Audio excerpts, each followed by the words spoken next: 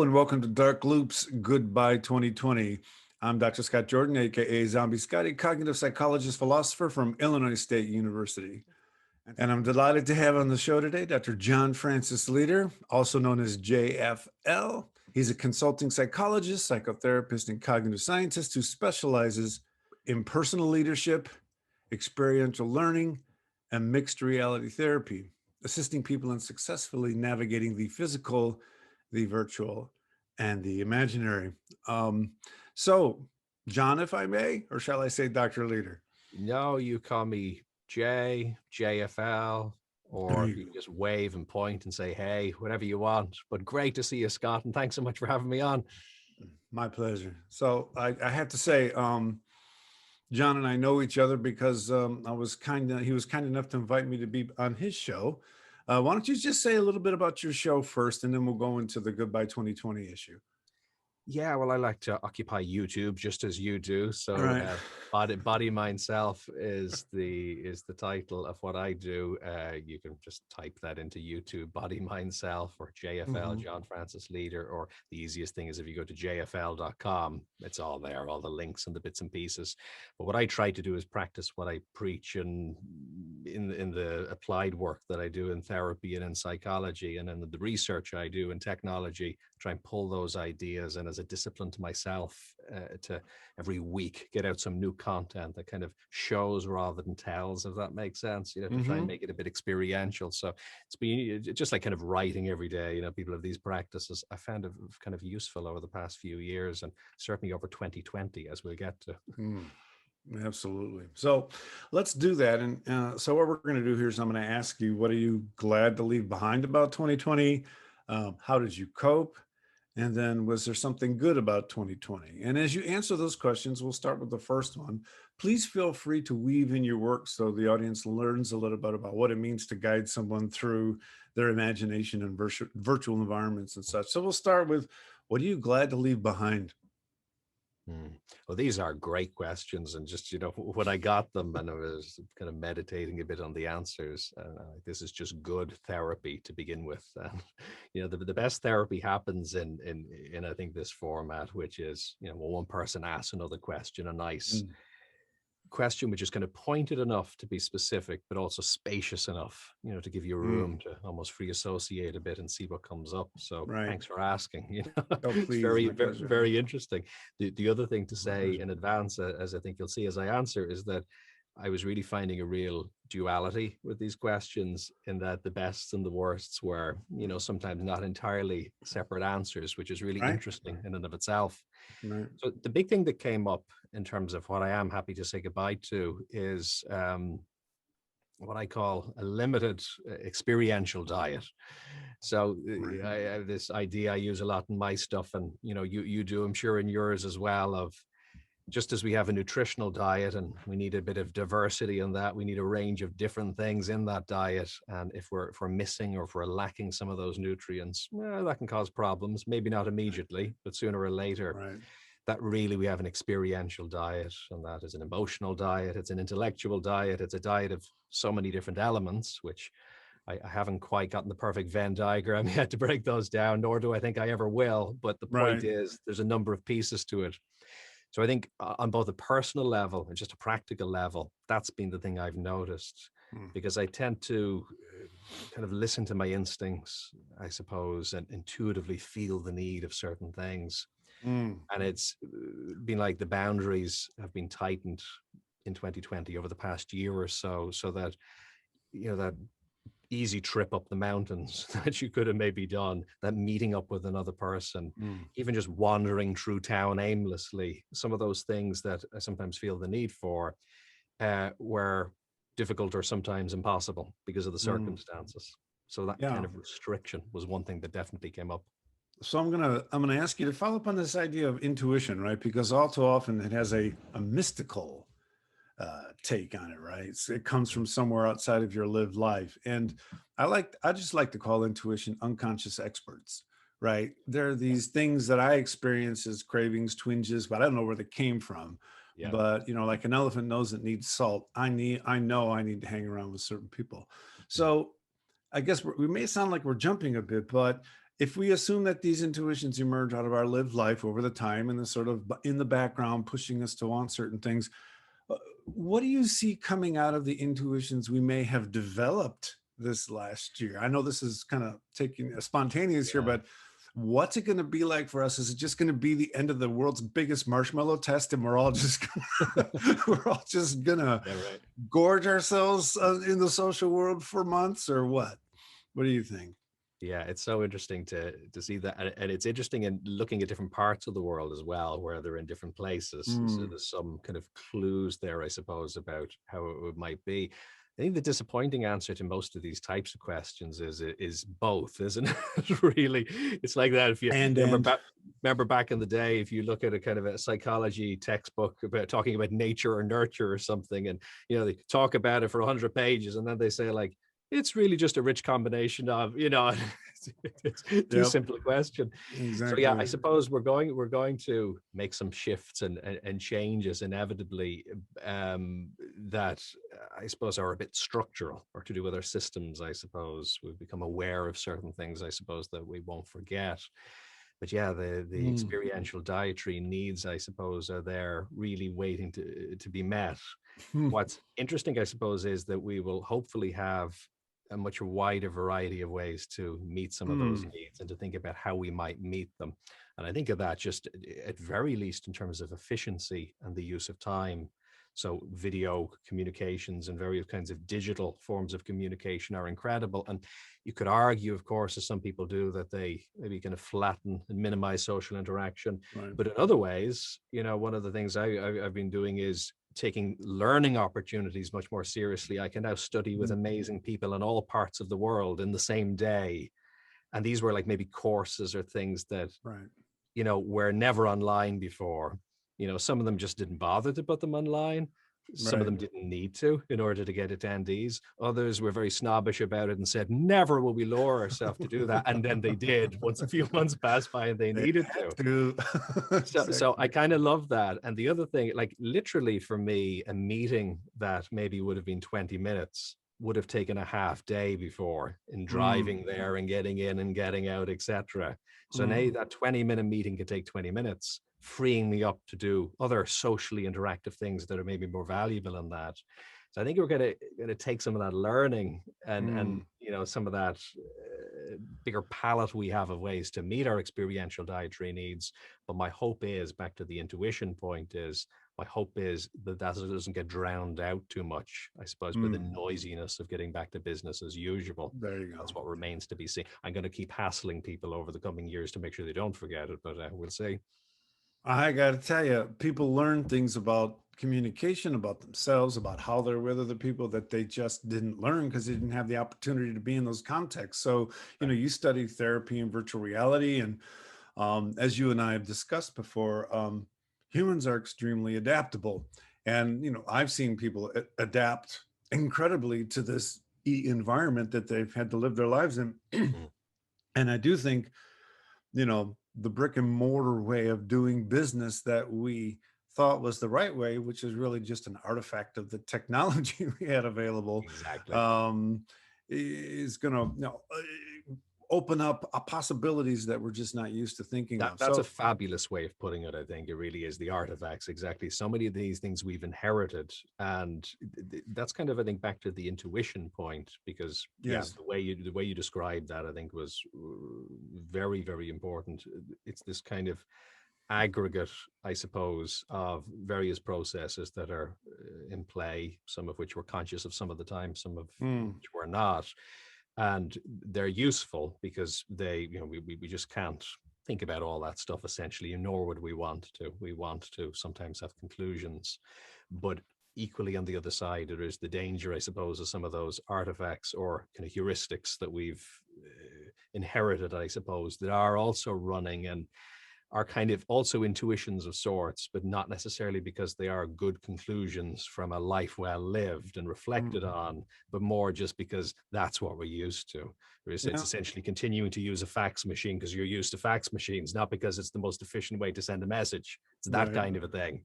So it's kind of is spending a bit of time with that intuition and being able to kind of cash it out a little bit. What is actually as to say, the aggregate of that experience, learning that we can take, rather than something that we've just inherited as a kind of a systemic thing that maybe isn't Sounds actually serving us too well. sounds a little bit like therapy. Precisely. And it's all therapy. You know, I remember I was talking to a lawyer in the States, or a solicitor over here in Ireland, once, and I was helping my father with something, and there was a little bit of a disagreement about it, and he thought we should have done something that we said we had done that, and he says, this isn't therapy, and he was talking about law. And I said, oh yes, it is. Oh, yes. Tell me Yeah. what element of it isn't psychological, isn't even visceral, isn't social, isn't interactive. Well, It all is in some shape or form, isn't it? I truly hope that one of my hopes is that we can keep ourselves aware of how socially dependent we truly are. I mean, Right. I don't know about in Europe and so much, but I do know that in the United States, we tend to occasionally suffer from a hyper intense form of individualism that leads to people Right. having crazy stories about I did this all myself and I'm the independent guy. And I really hope this kind of stripping away of the infrastructure and having people reorganize themselves and keep themselves moving in this environment they're not used to provokes a bit of, I guess I am kind of dependent on what everyone else is doing. And maybe I should bring that a little more into how I Yeah. carry myself. Yeah, so true. And that's something we've been forced, I think, to appreciate, is this kind of interdependence and Mhm. the ongoing negotiation of that.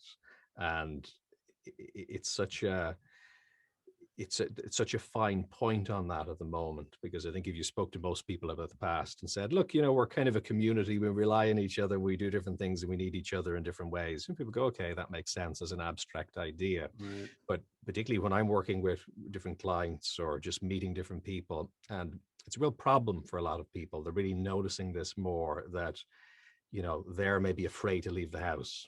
There's somebody else who's driving everywhere and making no changes whatsoever and living their life as if nothing had happened, just Mm. talking their way through police checkpoints if there's a lockdown on, and making up an excuse and carrying on. Yeah. And this just seems so strange. It seems Yeah. so uncomfortable. There's somebody who's recently lost a loved one. There's another person who's still Mm. traveling. There's Yeah. different things going on. Yep. And this, of course, wouldn't really be a problem if we could splice ourselves into our entirely separate individual worlds, with equally individual domains, Right. environmental domains, and we don't overlap with each other. And we only meet maybe other people who are reflections of our own psyche and don't have their Mm. own conscious experience. That might work, Yeah. but that's not the world we're in. And it's fascinating, the navigation of this. And we Mm. don't want to impose too much on others, but at the same time we kind of feel we have to for social safety. And Yeah. it's a big beautiful mess, essentially, and it's Yeah. very interesting as a learning tool. So, your experiential diet. Anything else about 2020 you're glad to leave behind? Overthinking things, I think. Now, with enough months going by, I think, again, the heuristics have formed. So, I'm not thinking about the fact I'm overthinking things, if that makes sense. But just particularly for me, and again, there'll be individual difference here, but my father's in his 80s, so there's obviously Hmm. concerns there, of other people I know with underlying health conditions. I was at one point the person in the family who was going out doing the shopping in the supermarket, and bringing the food home for various Mm. family members. And I suppose I got conditioned very much at the beginning. Things got better here in terms of home deliveries of food and things. That was Right. impossible at the very beginning, but finally things have gotten Right. a bit better.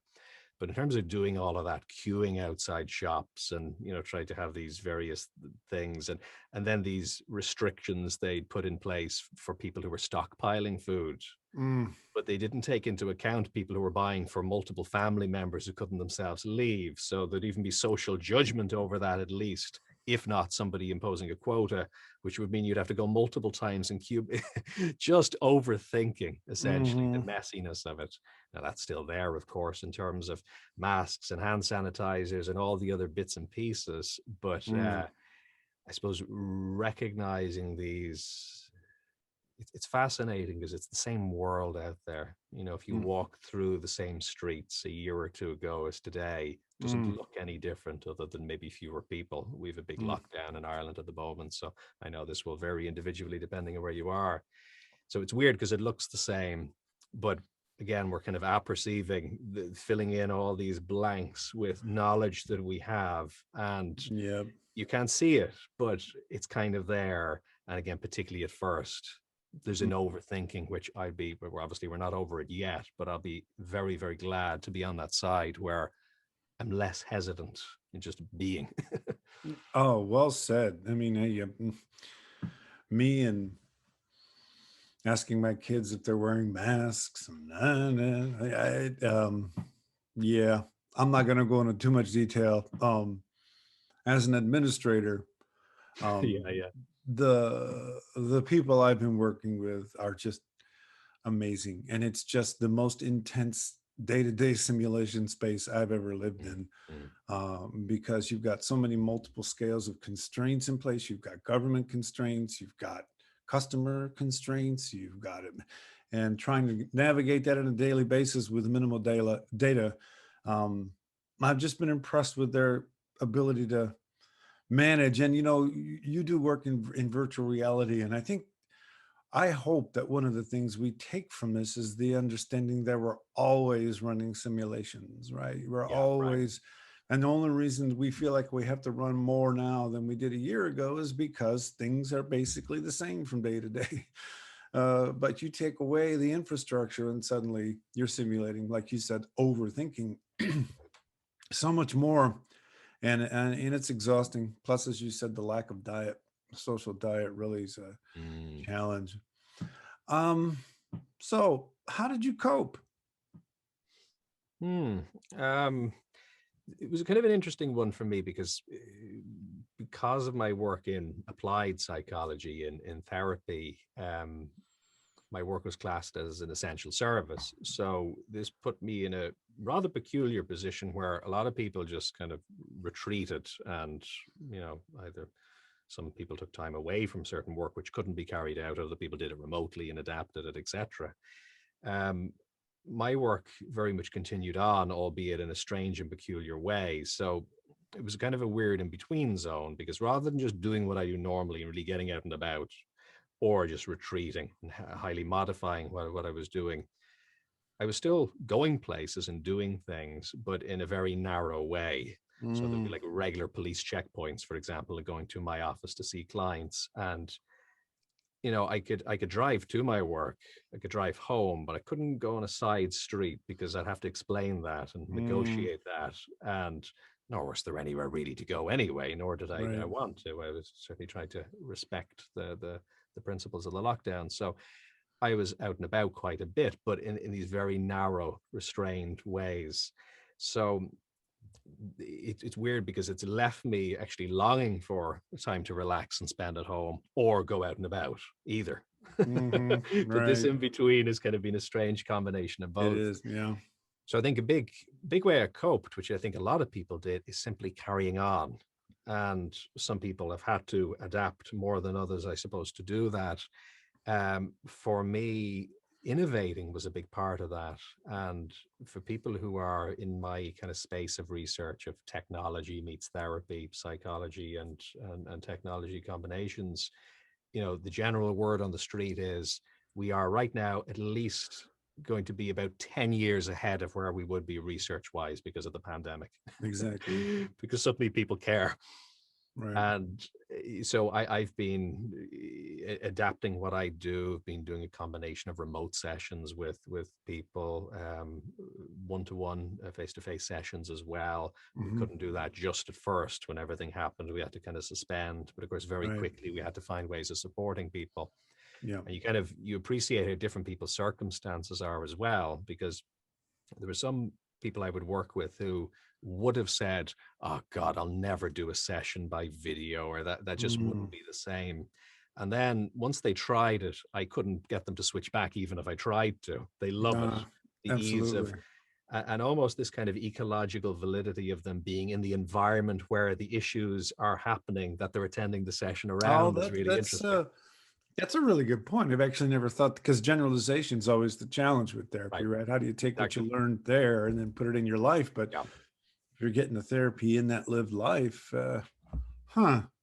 I heard a general practitioner as well. Doctors speak about this as well, where they were saying they missed that. They'd been practicing for a long time, and they were saying in Ireland, and I'm sure many parts of the States, particularly rural areas, that was the thing of the doctor going to the house. And they said that when they would walk into the house, before they would need to diagnose anything or get the stethoscope out, they would very often have a good sense of what was up, and Mm, environmentally maybe certain changes that would be needed, or things like that. And that's you know, fantastic. we complain about the white rooms, but literally we've ended up in white rooms, taking people out of their contexts, which is your thing, of course. And it's so critical to assess that. So it's rather interesting in sessions. Sometimes people are literally there in their contexts, and Wow. picking up on that can be good. Now, the flip side of that is some people's contexts are the very problem. And for people who are in troubled homes and things like that, they can't do the session there, which Mm, is why we were very keen to try and bring that back. I'm on a committee for private practitioners in the Psychological Society of Ireland. So we spend a bit of time trying to figure this out in terms of the government guidelines, and trying to petition for good communication around it. And a lot of the time, you know, mm, medicine proper is seen as, you know, injecting somebody or performing surgery. But things like right. psychology, the committees look at those last in terms of public health guidelines. Right. So we could see that that was a real big issue. So I was glad, and we were all glad as practitioners, to be able to get back to seeing people in person as well, because some people really needed it. And then you Mm, had people, you know, maybe abusive homes and things like yeah. this. And it's worse than it ever was, because at least maybe the partner would be going to work, but now they're Right. not. They're at home all the time. Right. And you certainly can't have a session in that environment, and maybe No. it's a small space. So to actually have that break was key, and that was interesting as well. And I'm supposed to be talking about how I coped, but figuring out some of these things was an Well, interesting part of it. exactly. This is what you do, right? So, So and then, innovating, I think, is the key word. yeah. Innovating. No, I think it's, dare I say, fascinating without sounding droll, but Mm. it's really, at least for the realm of therapy, this truly is an experiment that could have never been conducted. Right. You could have never Yeah, exactly. intentionally set this up. Yeah. But the idea, because, you're pretty progressive in the ideas of using technology in therapy. I mean, I imagine one of the things therapists have been talking about doing is somehow using integrated glasses or some kind of system to change the context for the therapy session to eventually make it like you're at home, right? In Yeah, other words, exactly. gradually over, successive approximation, get to the point where they're actually talking to each other in a respectful way in a pseudo environment, a virtual environment that's their home. And that kind of was just given to you. Um, I also, and I'll say something to see, get your comment, because we've talked about this before, this idea of virtual reality as though somehow it's not real. I really hope that the experiences people have been having for the past year are going to get us to change that way of thinking. VR is just as real as any non VR, whatever they want to call Yeah. it. Have you had experiences? I don't know. I'll stop there and see. Has the pandemic had an impact on your thinking about this or your people you work with? Yeah, I think it's just reinforced exactly the point that you're making. Because I mean, what is this not real right now? Right. You know, this, Exactly. this maybe not. If it isn't, nothing is. It's breaking down harsh boundaries, I suppose, of using those Mm. words. And you know, I think you have similar sympathies in your own work, that for somebody who likes kind of spectrums and continua and things like that a lot, and I like to embrace the messiness, I suppose. Yep. People might say, oh, you know, you don't like labels or categories. I'm actually almost the opposite. I'm okay with labels and categories, but as approximate signposts in given locations. Right, right, right. So equally, you know, it's fine to say, oh, the virtual, and it's fine to use words like real and unreal in certain contexts. You know, they can be rather useful. But as long as we don't believe them too much, Yeah. that's exactly right. Yeah. And we've had, I suppose, so many of our relationships conducted through virtual spaces, whether it's video Mm. or messaging or things like that. And they're very real. There's no question about it. And there's the emotional experience, how evocative they are is really a testament to that. So yeah, we got to get away from binary thinking. One of the things I have been doing over the past while is training therapists in the use of technology and therapy, which I've always done a little bit of, but kind of more formally gotten into it. And you can imagine why, because you kindly call me a little bit progressive in this area. I don't know if that's true or not. I'm just interested in it and I do it. Right. It's as simple as that. But as you can well imagine, when the average person on the street stops and closes their eyes and imagines the average therapist, it's not necessarily a progressive technologist that comes to mind. It's usually a bit of a different image. And, that, of course, to some degree isn't true. There's all kinds of therapists out there. Right. But it is true that some of them aren't very comfortable with the technology. So it's been interesting for me because, again, some of those practitioners have been thinking, oh, my God, what do I do? How do I conduct therapy? How do I help people? So it's kind of been interesting for me working with them and helping them to kind of port their practices over their existing methodologies or strategies or techniques. How does that actually work on the other end of a video call and so forth? So it's been a really creative, innovative time, I think, for a lot of people. And very much like what you're saying, kind of the argument I make, sometimes even a bit strongly to therapists, is that it's absolutely fine. Any concerns you might have of the use of, mediation, essentially, is probably the easiest word to use. But do not fool yourself into thinking that there is such thing as an unmediated environment ever. Well said. Latency may be an issue on a video call that you need to account for, but so is an echo in a therapy room that can make it feel uncomfortable. So it's not to say that any of those things aren't problems, but we can't say, oh yes, the virtual is one way and the physical is another way in this very simplistic way, because it just doesn't work that way. And some people are much more comfortable in a video call than they would be in a room that's overlooked. I remember working with somebody recently. Actually, I've had this a few times come up, where the company that the person works for is very progressive in that they provide free therapy or some form of a support, which is really nice. And it's even with a good quality practitioner. But they put the office where it happens just in front of the door to the canteen. So everybody's in there having their lunch saying, look, your man's going for a session. He must have problems. And they're pointing and laughing as the person goes in and out. So things like that. Right. So that's an issue. That's not a virtual scenario as we would normally say it, but by gosh, it's a problem. So anything can be a problem. So really what I've been encouraging practitioners to do, and it's lovely to see, I think, this develop a lot, is consider all of these things as tools, any one of which may be appropriate or inappropriate. It's not appropriate as us as practitioners to not provide something because we're afraid of it. It's perfectly appropriate for us to understand it and then choose not to deploy it. That's perfectly fine.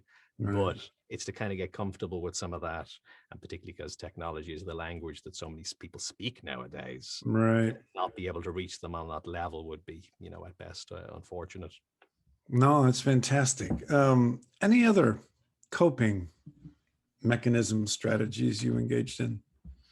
So that kind of general theme of innovation has been a big one. I think the big one for me, kind of on the personal level, has been learning. Really, it's not that isn't also related to what I do, because I'm interested in it, but that you could say, okay, innovation. I've been innovating, and that's been interesting. But of course, I've been doing that the previous few years as well. But I think the learning, I really used, I suppose, the time. Again, not that I wasn't very busy. I was busier in some respects, but still there was a difference to it. The roads were definitely emptier when I drove places, and there was less, say, social interaction, as we mentioned. So I really enjoyed that opportunity to kind of stop and say, well, this is a really interesting pattern interrupter that does definitely make you recognize your values a little bit more. And I had been focusing more research wise, as you know, over the previous few years. So it was kind of interesting to stop and say, okay, now having done that from a kind of a learning and personal development point of view, what do I want to draw on a bit more? What do I want to develop a bit more within myself? And as I mentioned, it was really lovely because then there was all of these different schools, and I have a background. We mentioned the physical, which is kind of the in vivo work, the exposure therapy and the supportive therapy like that. The virtual then obviously can be virtual reality, or it can just be videos, or it can be art or drawings, etc. There's many forms of support. But then the imaginary is the world of visualization and meditation, which is an important part of my practice and my therapy too, of various descriptions. So again, very often you'd have to travel to the other side of the world and take time off work and do a retreat, which is fabulous. It's great to do that. But to have kind of on tap all of these great teachers and schools and support systems, I found amazing. It was really great. I'll drop in and do a course in Arizona, and then I'll locally connect with somebody here in Ireland, and then somebody on the other side of the world. Amazing. Really it is amazing. And so I think one of the issues we're going to face when we come out of this is a reorganization of how we think about what it means to be social, right? So on the one hand, there's a complaint that kids spend too much time playing video games, and it's detrimental to their social skills. On the other hand, there's all these great things we can engage in, like you and I right now. You're in Dublin, I'm in Normal, Illinois, and nonetheless we can still communicate. So, of course, that's binary thinking, right? That's putting it feels good, it feels bad. But what do you see happening in the next like 5 years that wouldn't have happened for another 20 without what we're going through now? Well, I'd be interested in hearing your answer to every one of these questions, and specifically this one. But to use your language, and certainly my interest of contexts, I'd love to see people more assertively choosing their contexts. Well said. I think it's kind of the simplest way of putting it. And this is kind of like the dilemma I find in, I suppose, what you could call applied cybernetics, where somebody says, you talk about the importance of contexts and kind of even relational thinking. And I'm writing all this down, man. Go ahead. And somebody says, and I hear there's a recording, they might put it online. So somebody says, well, am I just the victim of my context? Do I just need to, so that's like the captain of the ship, and the kind of cybernetic example saying, well, just the current, you can't fight the current is strong, the wind is strong. And of course, it's true, you can't make those things not the case. We do need to accept them. And that acceptance is very valid, because then it empowers you actually to respond to them more effectively.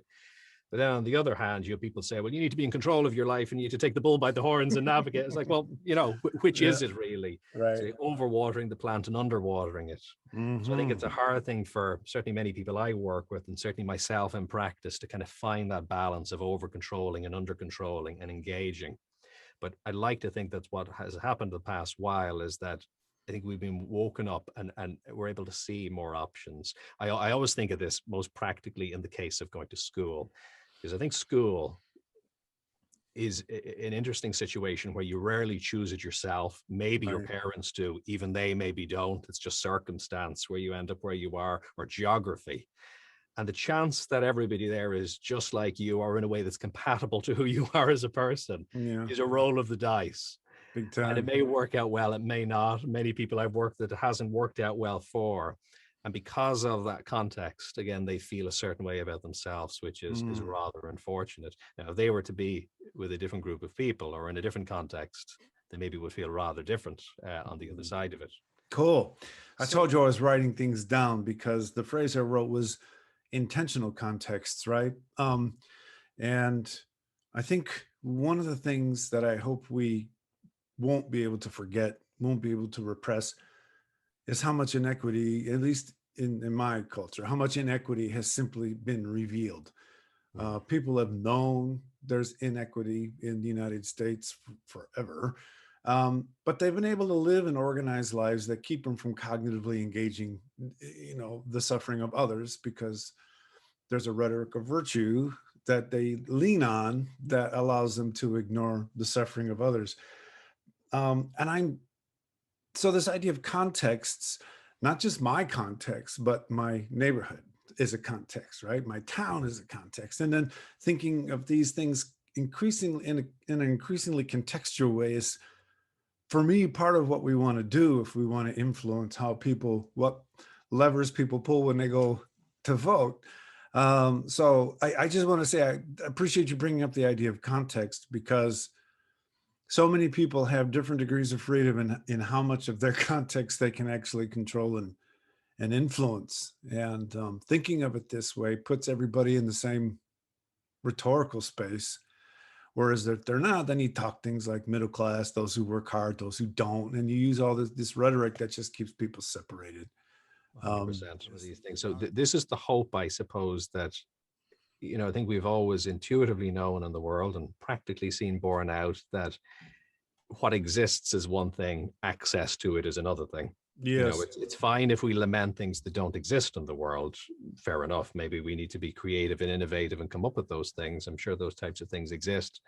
But there's distribution problems with the things that exist, sometimes even in plentiful supply. Even things like knowledge. I mean, knowledge, there's no quotas on knowledge. You don't lose knowledge if somebody else gains knowledge. No, that's a great point. There's accessibility issues, really. Yeah. So that is, I think, a critical thing that hopefully, we already have, to be fair, I think, been taking that more seriously, but this has been another good push in that direction. And like at University College Dublin, where I do my research, and, I'm sure the same where you are and everywhere else around the world, probably most places, it certainly has made us question, well, what exactly is the university? I mean, philosophers for decades have questioned what universities are and how to think about it as an example. Yes. But I mean, quite literally, what is it? I've talked to some undergraduate students who've never physically been to the university, and they're going into their second year. They've never even physically been on site. It makes you question it. And it also makes you question then, how we can, from an accessibility point of view, meet needs and support people and draw people in a little bit more. So that's, of course, just one of many examples, but I think it's been an exciting time for that. Yeah. That leads in, I think, I suppose, to what was good about this year is just seeing that more clearly. A lot of that inertia, those structures being just fundamentally forcibly broken and being forced to rethink them and reassemble them on the fly quickly and instinctively in different ways. And it doesn't mean the way we've done it is good or bad necessarily, but we've learned very clearly that they can be rebuilt rapidly if need be. We don't need to think, so in 100, 200 years, don't worry, change will happen. No, it can happen within a few weeks if it has to. So that, I think, is really useful. I think you're definitely on target. I think rethinking what a university is, right? So I had a conversation last week with students from the Black Student Psychology Association in our department. And they asked me, what is a university? What is this place? What do you think's going on here? And in order to be coherent, right? In order to actually say all the things I wanted to say in a word, I had to say university is a culture. And I've thought about these things a lot when I'm by myself or when I'm out with friends and we're arguing about life, the universe, and everything. But universities are kind of like, I want to say universities are the daydreams of culture. And what that does is trivialize universities, because I'm using the word daydream. But go through a day without daydreaming and you're going to fall apart. Right? Go through a day without just spontaneously coming up with something you didn't think of before, and you're going to fall apart. And I think the minute that cultures give up on universities as cultures within culture, and the part of culture that culture invests in to sustain its imagination in all these different domains we call different disciplines, universities and imagination pay for itself the minute we could keep that fire going all night and then take it somewhere else and keep it going. I mean, that rethinking is so terribly important, particularly in the US, where I would say there is a spike in activity and commitment to addressing equity, and where I work in higher education, doing that explicitly. And There is, and that's one of the exciting promises of technology. There's of course costs and benefits to every step we go down, but just purely from a distribution point of view, what it's possible to do. And I suppose we saw that happen originally in terms of just access to knowledge. I mean, just being able to search the internet for knowledge, Yes. astonishing, in terms of, thinking through human history to be able to access ideas. It's amazing. Even just the simple things like how to fix a broken appliance, that you can't afford to pay somebody to fix for some Right. people, that Right. fundamentally transformative. And then so many other forms of learning and education. So that's really useful. And then of course, you're doing it right now in more recent time. The opposite side of that then is the voice and bringing that in. So it's not just learning, but it's communicating. Yeah. And then what I particularly mean when I say kind of choosing our contexts or being empowered a bit more around that is then more the culture you're talking about, is the community, because it's one thing to learn and it's another thing to communicate and to be heard. That's great, but then to kind of interact, I suppose, and that can happen a lot more.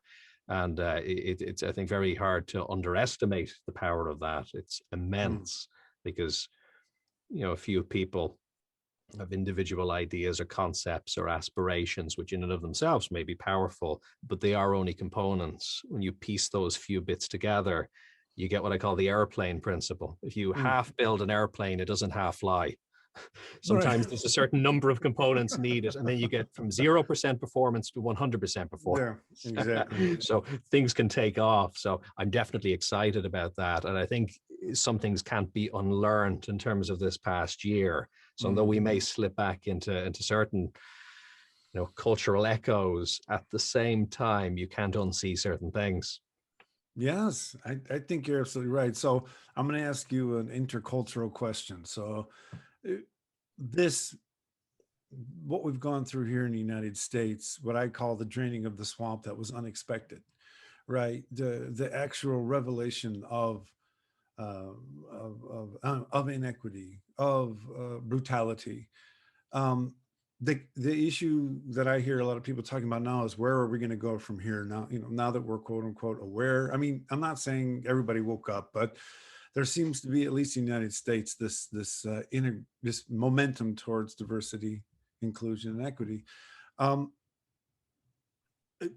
the United States, we're getting a sort of I think we're getting a demographic push plus a sort of, dare I say, commercial push with private industry jumping on board. And I personally am optimistic about where this energy goes, to the point where it has to translate ultimately into sort of political policy. Some of the things we're seeing now with how the current administration is handling the pandemic.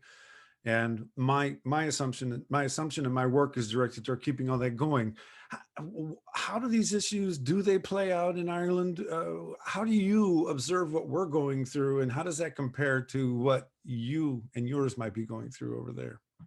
I've always felt that, America is kind of like where we are, but a decade or two in the future. And that's just growing up in Ireland. It's felt like that. Not always, I'm sure, but a lot of the time it's felt like that culturally and otherwise. And there's advantages to that. It's sometimes it's good to know what's coming. Sometimes it's scary as well. And there's different reasons for that. Obviously, just the scale of the states, but also just the sheer cultural diversity. There's so much stuff there. When people talk about America, or they talk about, talk about complicated, there's so many elements and ingredients. So Ireland has, it's unrecognizable, I suppose, in the past couple of decades compared to, when I was growing up in terms of cultural diversity. I mean, pretty much didn't. I'm sure it always existed, but you certainly wouldn't have found it. The interesting thing about Ireland is that we've tended to travel a lot as Irish people, I suppose. So there's that real kind of cultural mix that comes that, but very often it wasn't within Ireland, but it was from leaving Ireland and going to different parts of the world. Right. My father was born in the 30s in rural West Cork, no electricity, literally the middle of nowhere officially. And he then went to went to travel, and you immigrated as you did back then. You went to the States, or you went to the UK, or you went to Australia. There were really the options. And so we arrived in New York City, Wow. having only really experienced rural West Cork. Mm, And, you know, he spoke broken English. There was bits of Irish mixed in there, Guelga, and it was, you know, phenomenal. So right. then he experienced all these things. He was there for a while, and then Vietnam happened, and he was drafted, and he was stationed over there. Mm, So wow. if you imagine rural West Cork, no electricity, New York City, and then Mm, Vietnam, wow. talk about a cultural experience. So Yeah, no that's the joke. kind of thing that influenced me, I suppose, in my upbringing, is kind of learning about these things and then traveling Yes. myself. But Ireland, because of immigration now inwards, is unrecognizable. It's so completely more diverse than it was, Mm, which on one hand is different, but on the other hand feels kind of familiar. Again, for those of us, I suppose, who've traveled a lot and being kind of international. But right, what's right, right. fascinating to see is that Ireland is building its own brand, I suppose, of internationalism. Yeah. And I don't know, I'm very optimistic. It's obviously always problems in these kinds of projects when different ideas come together and people try and find themselves, you know, existentially. But I'm very positive about it because I think a lot of elements of Irish culture are very, I don't know, very kind of warm and inclusive at their core. I'm sure not all of them, but I think for, for years, Ireland's been selling itself as a warm, welcoming place. So it has to practice what it preaches, whether it likes it or not anyway. There you But I go. think at core, I think most people do think and feel that way. There's that idea of kind of Mm, identifying. We've got St. Patrick's Day this mm, week.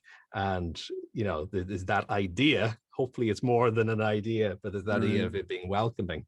Ireland finds itself from an equity point of view in a very strange position too, because for the most part, nowadays, it's a fairly wealthy, modern country that only a few decades ago was a Right. very poor, undeveloped country. So it's rather peculiar, even in terms of, you know, friends of mine I would have from places like India or Africa. We're able to jokingly chat together about what the British have done to all of us. Right. Right. I've loads Exactly. of great British friends too who also can share the joke, but it's unusual because it kind of skews ideas of race and identity somewhat as well, Mm, and the simple stereotypes, you know, that yeah. things fall into. Like my father talks about my grandmother and the black and tans who are the British troops, you know, beating people in the fields. When Ireland was under British occupation, it was illegal to speak the language. People were Mm, very, very poor. Over 1 million people died in the famine. You know, these are things that are wow. very much kind of there in the cultural memory. So as Irish people, we don't like colonial oppressors. Right. But of course, we're white, which confuses Right. people who travel on average. So it's this Absolutely. weird kind of a cultural mix. So Right. I don't know is the simple answer, but some of those things are kind of there. And I think it kind of works. I think it's messy enough that it almost finds its own balance. Yeah. So hopefully, I don't know if you have any advice for looking, Well, if you could look at the States a few decades ago and give some advice. If you could look at Ireland today, I don't know how to make it all work, but I hope that it will. well, given what I know about you, I know that you're reveling in the tension, right? That this is not something you're going to shy away from, that this is exactly where you like to be. The spaces of change. I don't want to use the word instability because it's got such negative connotations, but in fact, destabilization is a necessary condition of creating a new system. So good for you. And I would just say keep living the life. You know, Yeah. embrace the tension, live the life.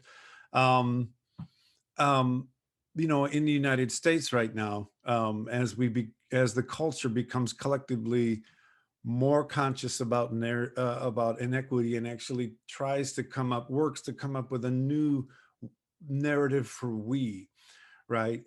This is going to go on. Well, this never ends, by the way, because the real we is the intuition we that you develop by Mm. what you live in, right? But as we consciously work to try to create that new space, I think it's a space where you just don't know. And you can't expect that what you're going to do is going to stick. You can't expect that you're going to be told you're doing it right. Mhm. And you can't ask those that you're trying to work with, what should I do? I mean, you can ask, you can have a conversation, but in the end, what you do has to, well, all I'm going to say is it's going to come from you eternally, and the world's going to deal with it as it deals with it. So, it, I don't know. I would just, it's, I don't want to use the word crazy. It's a vibrant, dark, beautifully ugly time. And, Mhm. I can't imagine anyone better to deal with it than you. And I I appreciate where I am in the world right now, Yeah. and Yeah. I feel like all the different forces are coming together over my own life. And I don't like the word destiny, but Mm. things feel coherent. I'll just leave it at that.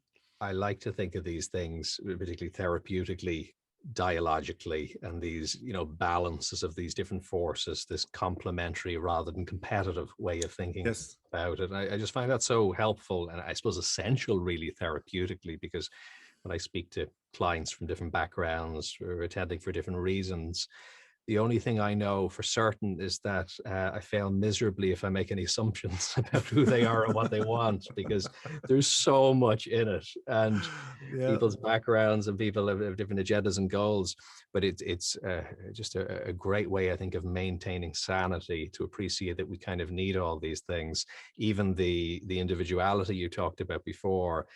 It's wonderful, and I really admire people who kind of set, hopefully just a provisional but sense of who they are and what they're about, and then act in that way and kind of Mm. draw agency into a centered point. That's Yeah. wonderful, but too much of that overly simplifies things and causes problems. Mm. And then the Hmm. contextual is wonderful, bringing the context in is fabulous, but if we do that too much, we get lost in the context and blown away by that weather, and there's I mean, there's too much context.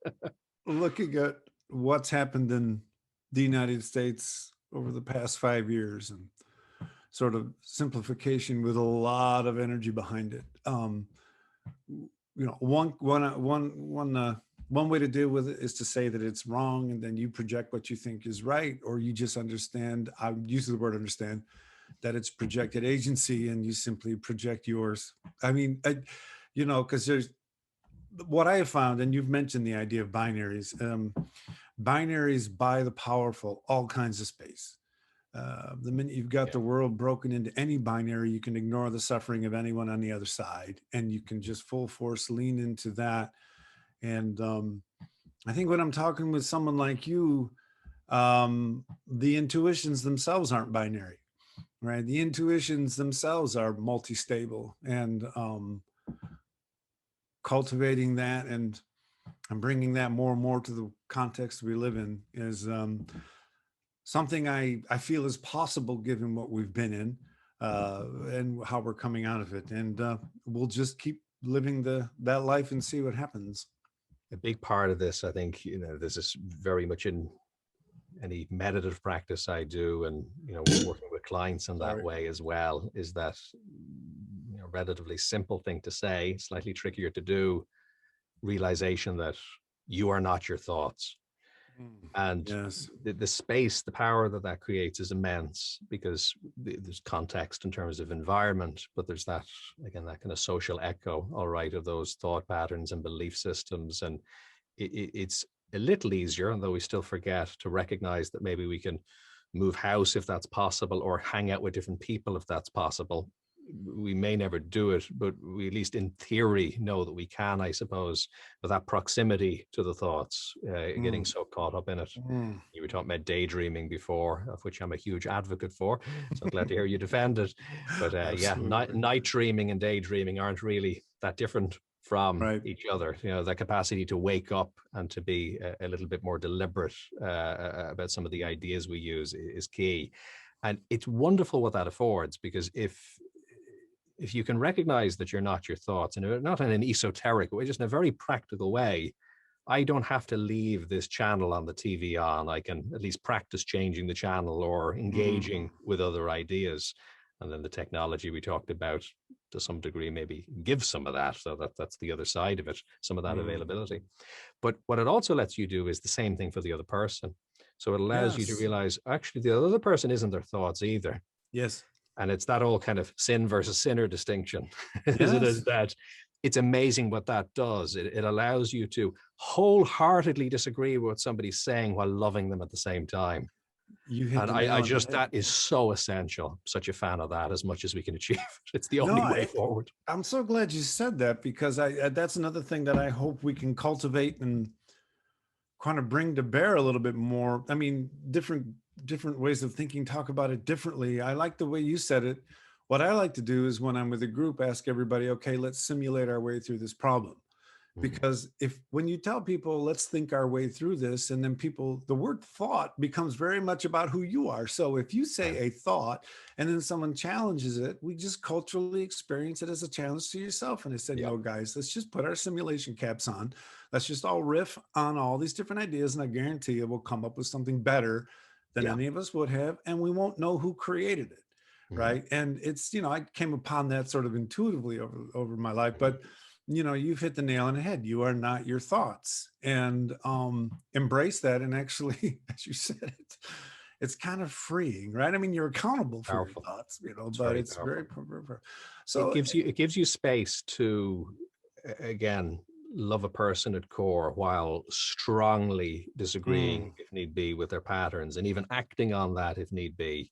But it's not from a place of malice. It's not a reactive place. It's just a purposeful place for their well-being as well as yours. So it's mm, amazing what that gives. And the other thing it kind of lets you do is think of thought patterns as something that are, as you were saying when you're exploring different simulative options, that are iterative. So, in other words, the thought patterns don't need to be the binary then of good or bad. They can be like a fax machine, yep, which is to say that they're functional but ineffective compared to the other alternatives available right now today. yep, And we can kind of upgrade and look at yep. other ways of doing the same thing. But I've definitely found that true therapeutically and just sort of socially. And we were talking about Ireland a moment ago, but certainly in terms of what the States, I suppose, needs most Mm, right now, it's that ability to recognize good intentions at the core of some scary things mm, sometimes. I mhm, remember, it's a rather strong example for anybody listening, but I remember watching a training therapy video long ago when I was doing kind of some of my initial therapy training. And they were showing people in institutes for the criminally insane, so kind of high security hospitals essentially. mm, And at first these people wouldn't speak to the therapist at all, but then over time they were kind of fast forwarding over months of therapy, and some of the people they managed to reach. And there was a person who was talking about when he was young and just being viciously beaten by his father, having mm, cigarettes put out on him, etc. mm, And he was describing, I learned in life that if I'm violent first, I'm safe. mm. Now, Yeah. watching that was powerful because it was a strange thought that came up. And I was thinking, that actually makes a lot of sense. Yeah. Now, it's completely maladaptive for Yeah. everyone in society and that person. Right. So it's a Right. terrible idea that must be fought as much as we can. Right. But it's logical on that Yeah. weird, deeper emotional level. And And in these that are the context. horrible paths we get brought down sometimes by experience. And then Yeah. these patterns, intergenerationally or socially or culturally, continue to echo until Yes. somebody can hopefully stop and go, hold on a moment. Yeah. I'm not this. It Mm, can be different. And they right. start practicing alternatives. So that's this kind of like radical empathy, I suppose, which gives you this amazing room to feel a deep affection, but at the same time still be strong and active and even interventionist if that's needed. Yeah. And on occasion, it doesn't help to have a culture that comes along and puts you on its shoulder and say, hey, we got this, you know. Right. So any final comments about 2020? Hmm. One thing that stands out, I've embraced a little bit more for obvious reasons, probably, is minimalism. Right. So I've always celebrated it a little bit and tried my best to practice it where I can, but Right. I suppose I've had it forced upon me to some extent, and Right. to another extent I've questioned what I really need in life anyway. Yes. So it's been useful actually for me Yes. to, even thinking forward, to say, well, actually, did I need all that stuff? Did I need all that space? What, again, kind of you Yep. inherit these things sometimes, and Yep. not just things, but habits, of, No, of, of, of, absolutely. of doing things a certain way. So being able to kind of scale that down gives you more room for you, I suppose. So that is definitely something that I want to retain and keep bringing forward. So more room for you. I'm writing that down. Fantastic. Well, John, Dr. Leader, it's been an absolute blast and delight talking with you today. Do you want to tell the audience where they can find you on social media?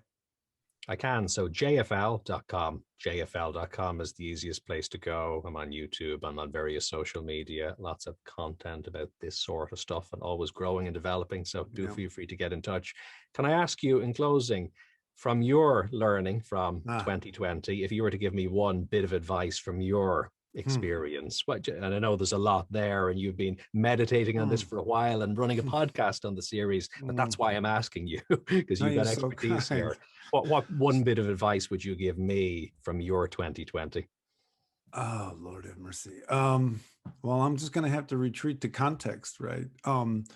Experiencing yourself more contextually. I think that has to do with what you said about not being your thoughts, but looking at what is staying the same in your life because of things you do that you don't even know you're doing every day, and then trying to bring that understanding to other people.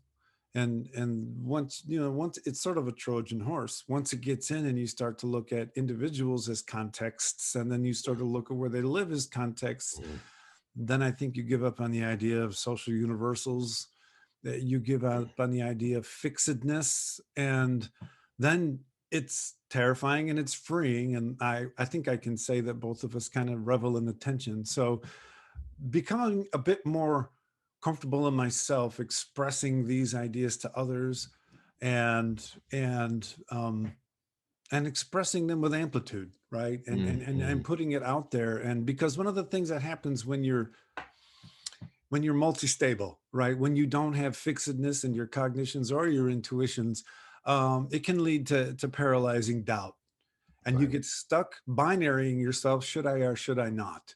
And I do feel that the roles I find myself in my life, and the things that have hurt and harmed other people during this pandemic have just created a space where I'm more comfortably projecting my own values. And bizarrely, very clearly, projecting a notion of lack of clarity, right? That it's about work, it's about us and our degrees of freedom that we bring to the world. And then I got to tell you, when those students asked me, what is a university? That just kind of sealed the deal for the year, right? It's a culture. And I hope,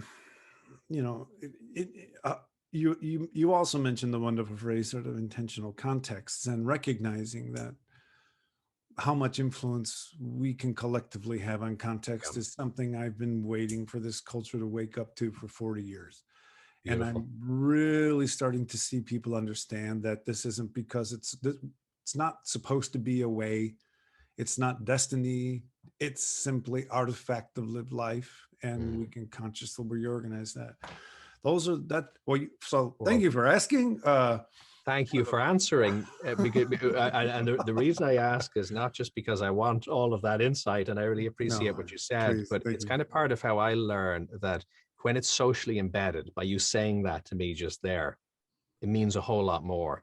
No, that's very kind. It resonates much more. I really find that. And that's, again, one of the things that's been good at the moment is being able to have these kind of conversations and connect with people in ways we haven't before.